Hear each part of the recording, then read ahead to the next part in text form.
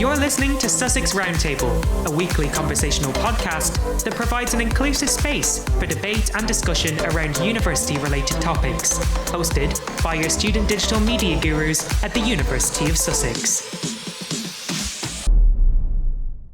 Hello and welcome back to the Sussex Roundtable podcast. On this week's episode, we will be talking about postgraduate life. My name's Sam Rahman. I'm a digital media guru and I'm a second year PPE student. And I'm joined by Pi and some postgraduate students. Guys, would you like to introduce yourselves? Hi, my name is Pi. I am in a third year now. I'm studying biomedical science in Sussex. Hi, I'm Amber. I'm currently an integrated master's student in biochemistry. Hi, I'm Josh, and I'm currently on the experimental psychology MSc at Sussex. Hi, I'm Angie. I'm doing my master's in photography and museum curating. So cool. They all sound like rather interesting courses, but I think we'll jump straight into it. What motivated you guys to take a postgraduate course? So for me, I think in my final year, I kind of looked back at all the 3 years that I'd done, and I was kind of like, I don't think I've looked at particular topics that I may wanted to have looked into a bit more, just because of option choices. Like, you only get a couple, like for my course in undergrad, we only got like 2 or 3 option choices. So it was kind of like, I don't think I'm done with my learning. And the masters has just allowed me to look more into some topics that we just didn't really cover in my undergrad. Also, because in science, I'm hoping to do a career in lab work. Masters allows you a lot more lab opportunities. So that's why I also did it as well. Cool. Yeah, I sort of had a similar, not self-reflective sort of thing, but because my course is completely different. Undergrad, I was law and creative writing, but like looking upon my interests, kind of like how you kind of looked upon what you were sort of missing within your undergrad, like I realized that I'd kind of always had this interest in psychology, and it took me about, I took about 4 years between undergrad and postgraduate, and it was during that time that I kind of just like looked back at things I've been interested in, and the sort of bits of the course that the sort of theories we looked at in creative writing especially, was some of them were psychology, and I realized my interest in that, and then eventually I sort of applied for the postgrad in psychology, because then the course I'm on converts my degree into a psychology degree, so I can continue it on. Well, I feel reflected on what Josh just said about having an interest on the certain topic. I graduated in fine arts from the University of Granada, and then I had a couple of years where I was deciding what should I do next. So I decided to move to the UK, and I moved to London. And I started volunteering and working in some national museums. So I decided that it was time to keep moving my career forward in the museums field. And I was also interested in photography. So when I saw this specific master of photography and museum curating, I decided that it was time to keep developing my career in this specific field.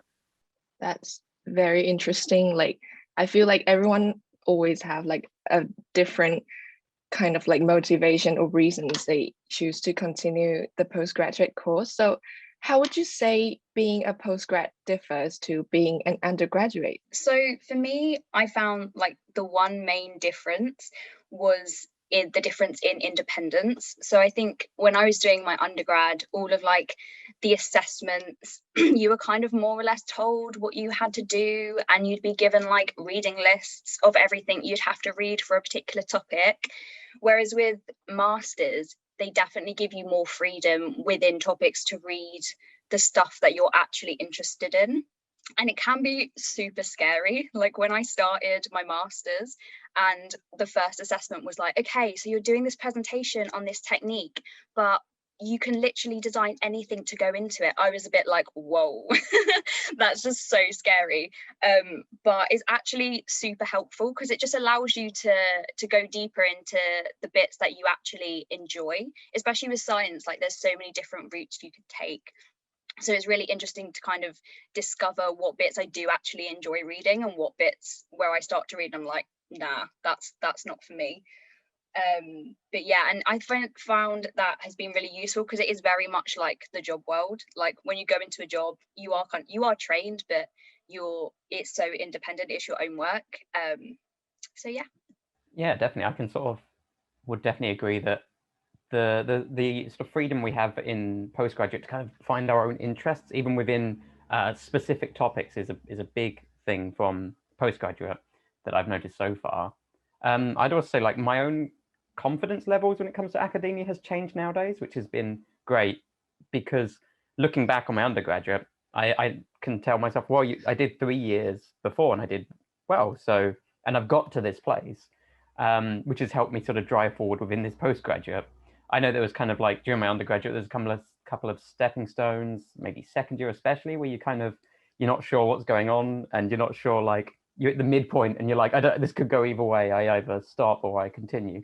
And I think once you're kind of like, you've done those things and you jump those hurdles, it definitely helps your confidence in academia afterwards. Yeah, I agree with my colleagues. I'm not sure if maybe my point of view is a bit different because I graduated in a Spanish university, but the main difference that I can feel from my postgrad studies and my master's studies at the moment in Sussex is that when I graduated in fine arts, I studied lots of different topics. I got like a very basic level of painting, drawing, photography, design, media. And now,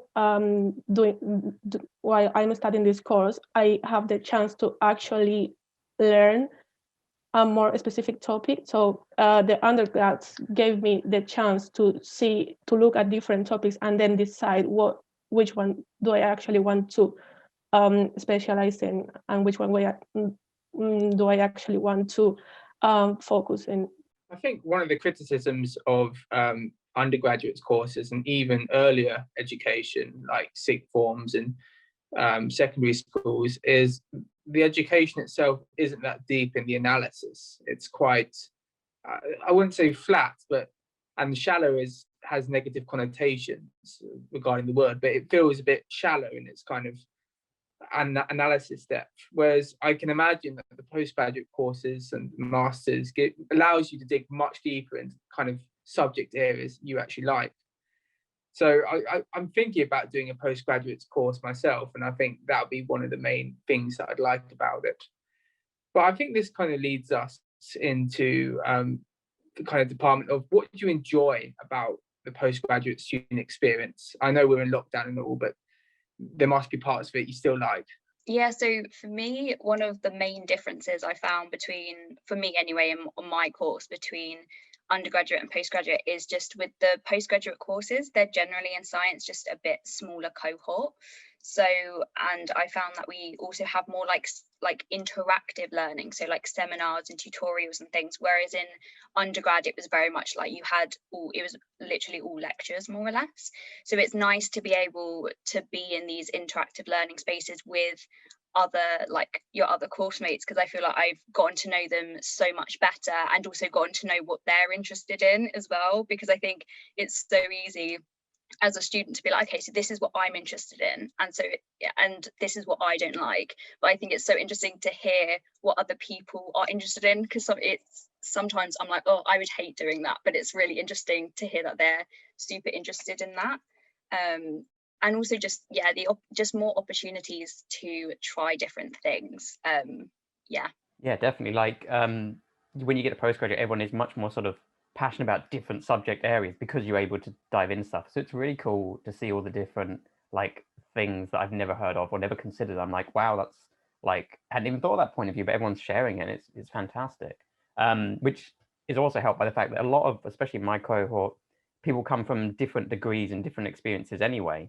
So you get some really varied kind of ideas going around. It's really nice. For me, like, I think it's the amount that I've used journals during this student experience and the amount open to me, because I don't know why I enjoy reading journals, or not even reading journals per se, but searching for stuff. It's a really weird hobby I've picked up. But like, because in postgrad you do have to be sort of more creative or more in-depth in your essays, it means you're really having to sort of like search databases and stuff like that. And I've really enjoyed that so far. It's pretty cool that we have that opportunity. Yeah, well, I have been enjoying most was the time I spent at the library researching for like information for my essays and for my dissertation now. At the moment, I'm in Spain and in my hometown, so unfortunately, I can't go physically to the library, but still I have access to the online services. So it's I find really interesting to like spend my own time and the hours from my course in researching, and it's not just the act of researching itself, but also all of the things I'm learning. So yeah, I'm enjoying a lot. So that's actually a reason why I also would like to keep studying probably a PhD afterwards. This is very interesting, and like as a final year student who's about to go on to a master degree myself, like listen to like everyone's experience is kind of like giving me a glimpse of what I will get as a master's student, hopefully next year. So after all of your postgrad experience so far, like what's the best part of your course that you can think of? So for me, mine's a bit off-piste a bit, I think. So last term we had, so obviously in the Masters for Science, you do a lot more lab work. So we had a whole lab module where we were in the lab every single week for like 4 hours, which was really cool. And we did like a technique every week. But what I loved about it was like in that module, it wasn't like we had to do weekly lab reports or anything. So there was no pressure on the results to be good. So it was just really fun to go in and be like, okay, I'm just going to do this thing. It doesn't matter if it doesn't work, because in science, not much does actually work. So it was just really nice to actually go in and just genuinely enjoy it, I think, as well. And then my other one that I thought about as well was, so we've always, so in kind of biochemistry and science in general, you always kind of have written exams. That's multiple choice / written exams. That was all we ever had. So we didn't do much like presentations or anything like that. But this January we had like a Viva exam, so like an interview style exam. It's really weird. Yeah, my favorite part is an exam. I'm a weirdo, I get it. But it was just really cool because I just got to use skills that I had never used before. Like our lecturers asked us questions and then we had to explain the theory back to them, and that was just something that I had never had to use in my degree. So I just found that really fun and really cool to do. For me so far, and I mean this is an ongoing project because we've only just started really, is the dissertation / thesis that I'm doing at the moment. So I actually had a meeting, I think my third meeting with my supervisor yesterday. And prior to that, I'd just been doing a lot of reading about the subject that I'm looking at, and I was sort of a bit like, I don't know where I'm going at the moment. And in the meeting yesterday, I just kind of had like I just barraged her with all the sort of information I'd been taking in, and I was like, this is what I found. These are the things I'm interested in. I don't understand what's going on. But like by having those sort of meetings, and she didn't really have to kind of say, this is what you're doing. This is do this, do that. She just kind of listened and sort of like reacted to some things I was interested in, and eventually I kind of managed to form this like solid idea for a project that I've got now, which was like amazing. That like I could take this sort of random ball of information I'd got, and through talking it out with someone, I had this idea for like an actual kind of experiment style thing, which I've never, because I didn't come from a science background. So the idea of being able to devise an experiment, I was just like, my mind was blown, and it's been fantastic. So hopefully that continues being good. Thank you. Well, I'm really enjoying lectures because despite everything is online at the moment, we have really interesting lectures with different topics that we discuss. Sometimes we are divided into breakout groups where we have the chance to like discuss and talk to each other. And unfortunately, we don't have the chance to like meet in person at the moment, but it's good to like get to know your classmates and to like have this sort of experience. And I'm also enjoying a lot part of my dissertation, which is a job placement at a museum. We are currently working with a London museum, and it's a really interesting project. And again, it's an online project, but still, it's really good to like work with your classmates with a curator from a national museum as well. So yeah, I'm quite enjoying lots of different things. I know I'm only a mere undergraduate, but one of the funnest things I found about my course is more debating with people on the subjects that I'm interested in. I do a huge part of my course is politics, so I love doing that. And I also love the extracurricular stuff. That's always been what I've liked. But I guess the flip side to that is looking back at both your undergraduate and postgraduate experience. Is there anything that you would have changed? So for me, when I look back at my undergraduate, so I think in my undergraduate, I kind of kept pushing and pushing myself so hard. Like I did way too much. Like I remember in my second year, I was part of like 4 societies. I had a part-time job. It was very hectic. And it's same in my third year. I pushed myself so hard that I like burnt out. Like halfway through the year, I was like, oh, I am so done already.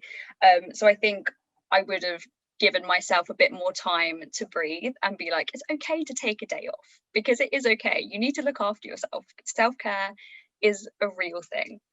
And then the other thing I thought about was actually going to a master's open day, because I didn't actually go. So I did my undergrad at Sussex. So I was like, oh, I'll just apply for a master's. Like, I know the university, or so I thought, type thing. But then when I actually started, I felt kind of a bit disconnected because I hadn't been to the master's open day. So I hadn't seen like all of the resources available for master's students, because I hadn't been to the talks. I hadn't really spoken to many master's students, whereas now like I know there's like stuff like the network, and there's different stuff in place for you to meet different like postgrad students and get more connected into the postgraduate community. So yeah, I think I would have actually gone to a master's open day rather than just skipping it. Cool. Yeah, I was kind of dreading this question somewhat, because I'm a bad person to ask, like, do you have any regrets to? Because I generally sort of think to myself, well, I've made it to where I am today, and I'm happy in today, and I don't really want to change too much of the past in case I end up somewhere that I don't want to be. But having said that, like, I would, similar to what Amber just said, like, in my undergraduate at least, I think I kind of got the workload situation a bit wrong. So in my first year, I didn't put enough work in. I had that very typical mentality of it's first year, it doesn't really count per se and stuff like that. And then it kind of really hit in second year. And then from second and third, I just solely devoted myself to the studies. And then when it had finished, I was living with my friends at the time. We all shared a house together, and we all went our separate ways. And it was kind of sad. And I realized that I hadn't spent that much time with them in my third year, especially because I'd put so much of my life into the like subject. It just turned out okay. I'm still friends with them all, and we were all good. So it's, I've made up for it, but it put a lot of stress onto me that I think I could have been better at managing. And actually, for the first term of the postgrad, I was still having those sort of issues, but it's something that I'm tackling this year, and definitely taking one day off a week has been good so far. It's very good. As far as regrets for the postgrad, only so much in my first assignment, I didn't do as well as I could have done, but I think that's because I chose the wrong topic from the essay list.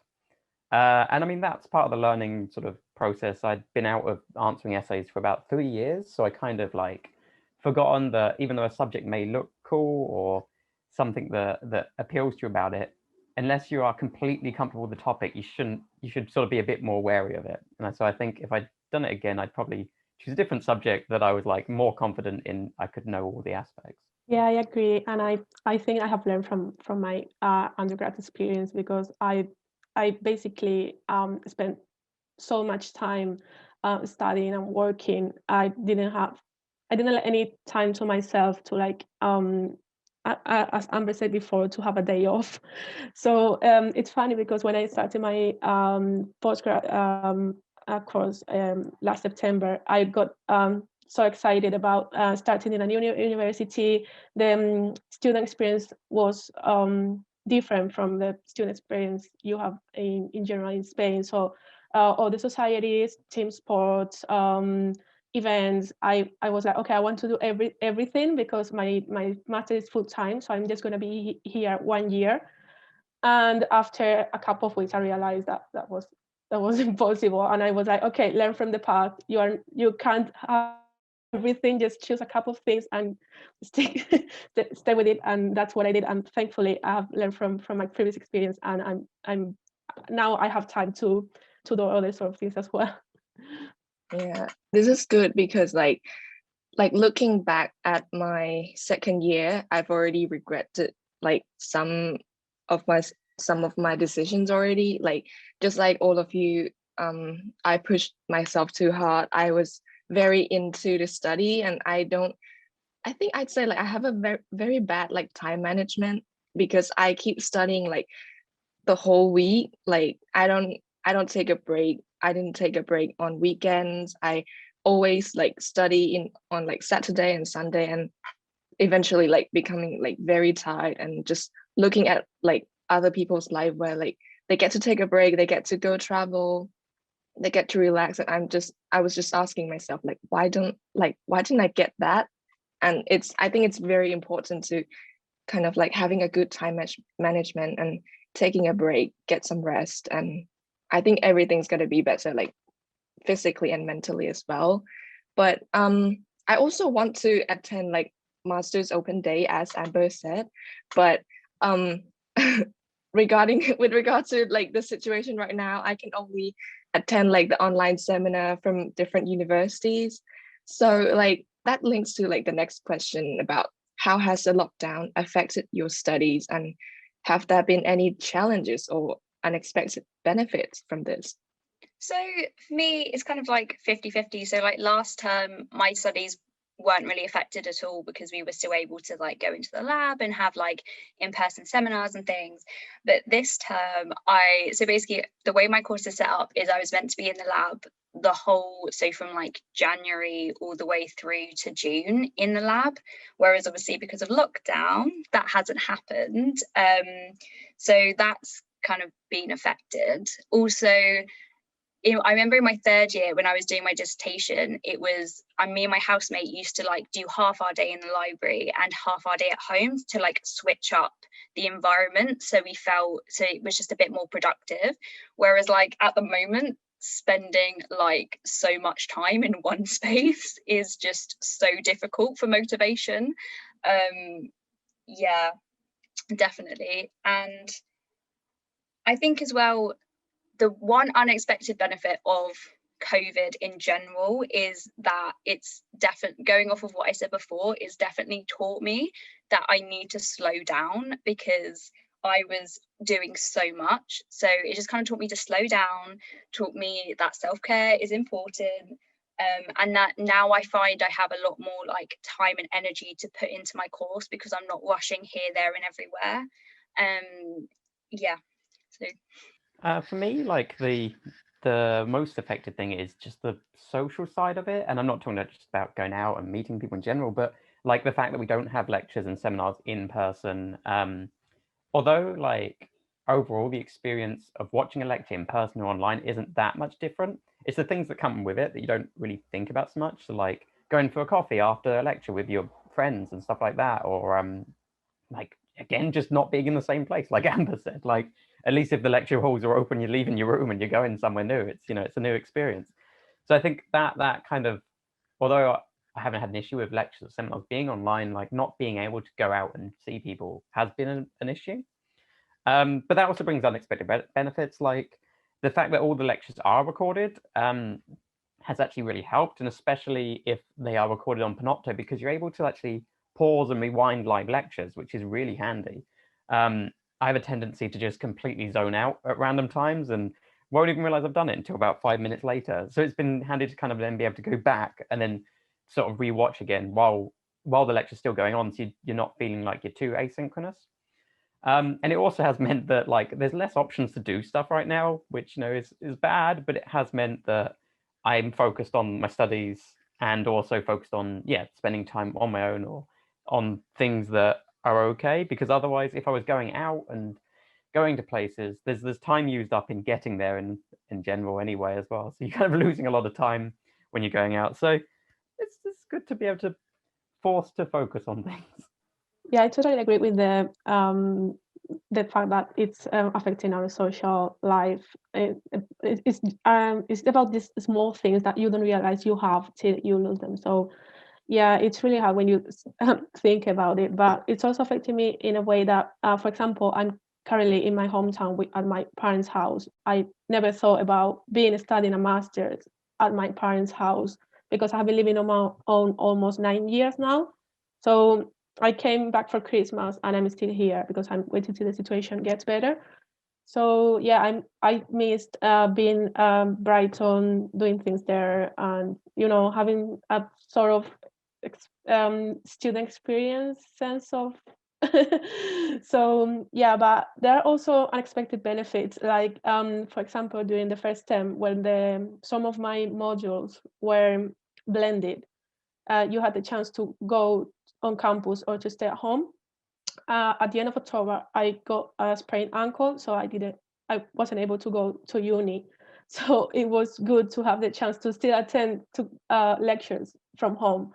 And it's also really, really interesting what Josh said about panopto recordings, because sometimes it's true that when you are in front of a camera on Zoom, like for long hours, sometimes it's so easy to disconnect and to get distracted by your phone or by a fly.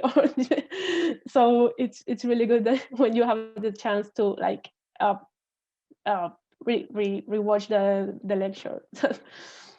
One of the most unexpected benefits for me for lockdown is on my course, they asked me to get all these expensive books.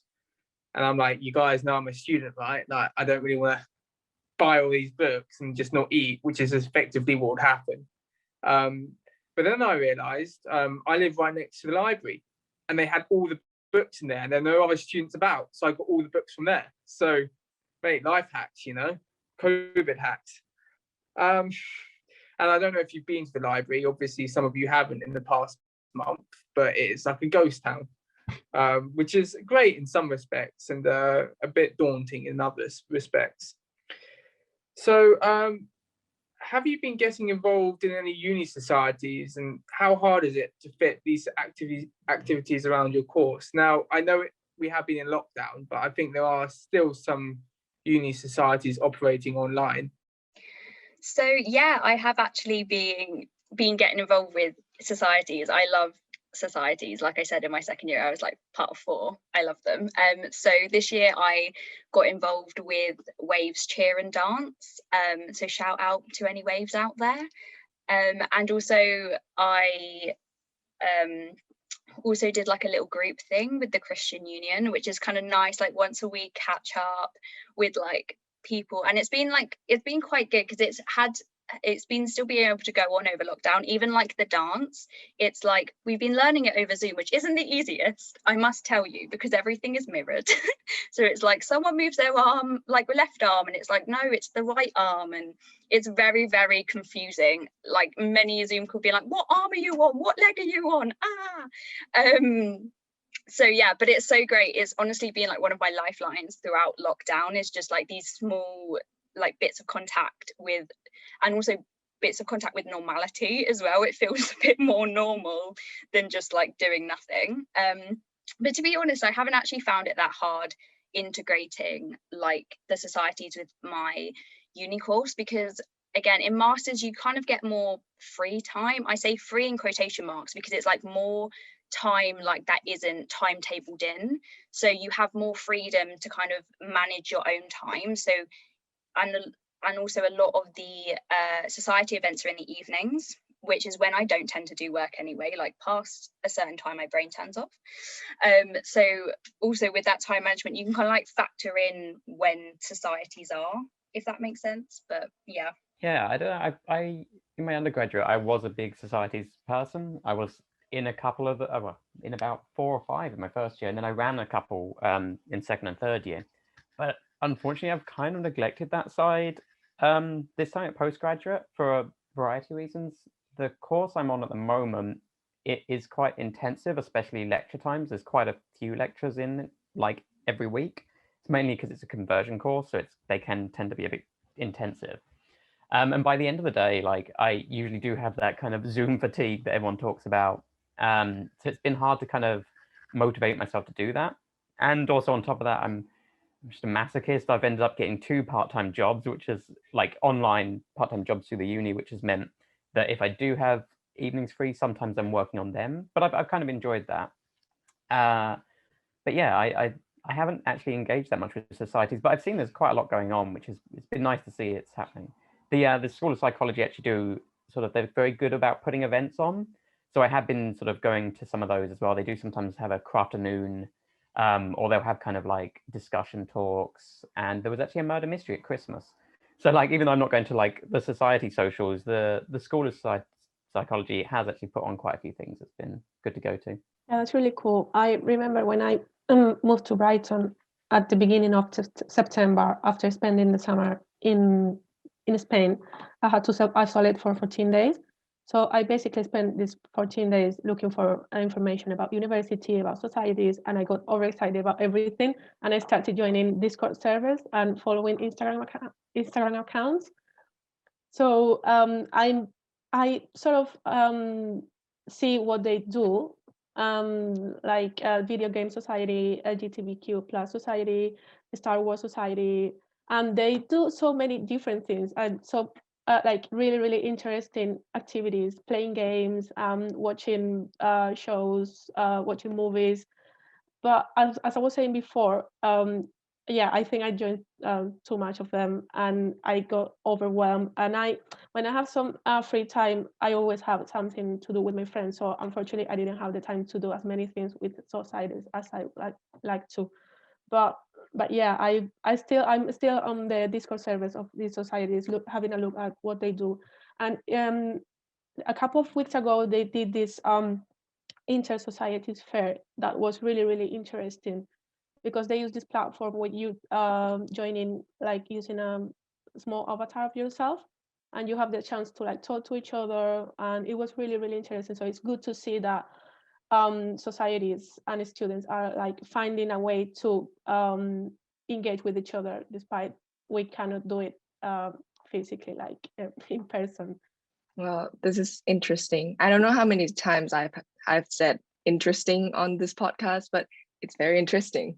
And like for myself, I also want to join like many societies and do a lot of activities and masters, because of the feeling like a bit like guilty, because I didn't do much in my undergraduate years.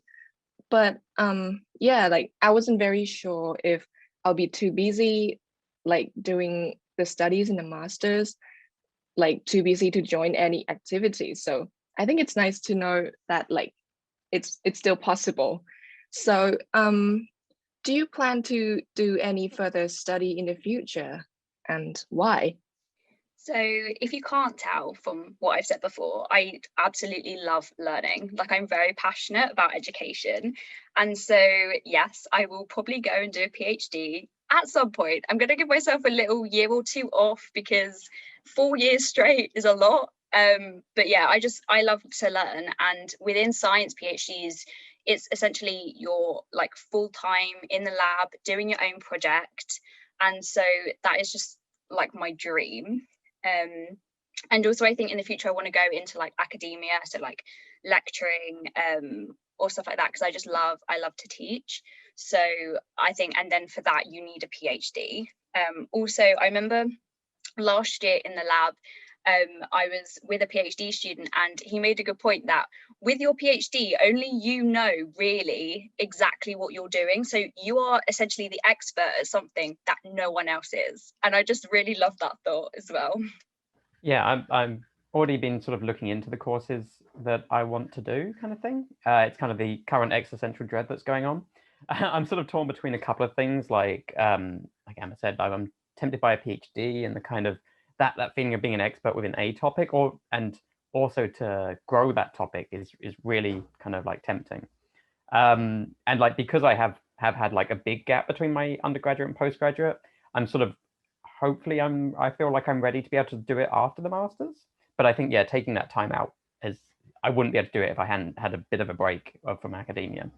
So yeah, at the moment I'm torn between a PhD or there's obviously like doctorates in psychology that are different from a PhD, but it's kind of necessary whichever one I choose to do something just in order to further my career in psychology now, as to whether I want to do it as a researcher or whether I want to go into practice. I'd need to do one of them. So it's definitely something I am going to be doing. Yeah, I agree with Amber. I also think that it's really, really important to research and learn in general.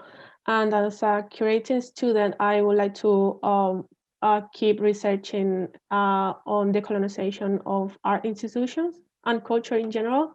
So I think that probably studying a PhD in this subject might be really, really not just interesting for me as a personal project, but in general. And I also would like to maybe in the future teach, because I think like education is really, really important, and to teach future generations or like people in general about certain topics is essential. So yeah, I have always been interested in cultural arts, because I think they can be a really important source of education and information for people. I'm not going to lie here, guys. I'm hearing a lot of existential threat down the line here. But I think it's strange, because when you go into university, you have time to educate yourself and to kind of focus on your course. And then once you get towards the end of your course, you've got to kind of focus on the future, what you're going to do next. Often people decide to do another course, and almost quite rightly, because it's not a great world out there right now, and to stay in the student life is very tempting. But what advice would you give to others wanting to take a postgraduate course like yourselves? So my first piece of advice is to not be scared of it, because I remember when I was coming to decide whether I wanted to do a master's or not, I was very much like, oh my gosh, it's going to be so scary. It was like I built this up in my head to I almost put it on a pedestal, whereas actually it's like something that's actually really accessible. And if you go to stuff like the Masters Open Day, you can speak to actual master students and get their opinion and kind of see more what's going on within the postgraduate world, and then you can decide whether it's something that you would like to do or not. Also, my other piece of advice would be, if you're not sure what you want to do a master's in, maybe just take a break. It's fine to take a year off. I know so many master students who graduated a couple of years ago and just took a break to figure out what they actually were interested in before jumping into another course. But yeah 100% with good advice there. If you're not certain, I would say definitely take a break, because it's not only going to help you to sort of find what avenue you want to go into, but it's also going to sort of help you reset a bit, so that you can come into it a bit fresher and ready. I think if I'd have done a master's straight after my degree, I'd have probably done it in the wrong thing to begin with, but also I would have been sort of very tired of studying, especially, and I wouldn't be able to bring the same energy that I have now, which has been fantastic. I would also start getting kind of really self-disciplined, not really but work on self-discipline and self-regulation, because masters is a step up in that no one's going to be sort of pushing you as much to get things done. And I kind of went into this with that in mind, and I started to get much more prepared. I'm really bad at kind of being organized a lot of the time, but going into this, I was I got myself a whiteboard. I put a weekly timetable on it, and that's been essential, just having those there as reminders, because you're not going to get many reminders from the staff and stuff like that. Although your cohort are usually very kind of supportive of each other. Often we'll remind each other of a deadline coming up, and then there'll be several people who'll be like, oh, I almost forgot that, sorry. But yeah, so I'd think sort of try and get as organized as possible, and kind of work out what is expected of you on the course. Yeah, that's true. And I would also recommend to do your own research, because I remember when I was thinking about applying for a master's, I was thinking, especially after when COVID happened, should I apply for the master this year? Should I wait? But I spent a lot of time looking for different masters related to the topics I wanted to study. And I attended to 3 different open days in general from different universities. I think that's really, really important as a part of your researching process, because it helps you to like see specifically what you're looking for, because every university offers different things. And I also thought that language was going to be a barrier in my case, but of course it's challenging because English is my second language, but still I feel now that I've been a few months in this course that I'm capable of doing it. So I encourage everyone who has English as a second language to try it. And as Amber said before, it's scary, and you think, oh my God, it's like a master. It sounds like a huge thing you're not going to be able to do, but it's. I mean, if just go for it and just try it. It really worth it. So. Yeah, I'm not going to lie. I can't imagine doing a postgraduate course in a different language. That sounds frightening to me. And I mean, I'm just thinking about it. So I think we'll finish up there. Thank you guys for participating, and thank you for the listeners for listening to this week's podcast. Yeah, this has been like a very interesting. Again, I'm gonna say I'm just gonna keep saying interesting, but it's like I've got so many advice and also kind of like a glimpse of what the master's life is going to be. And yeah, thank you everyone for coming and giving like a lot of really, really great advices. Thank you. Yep. Thank you very much for having us. Yeah, thank you guys.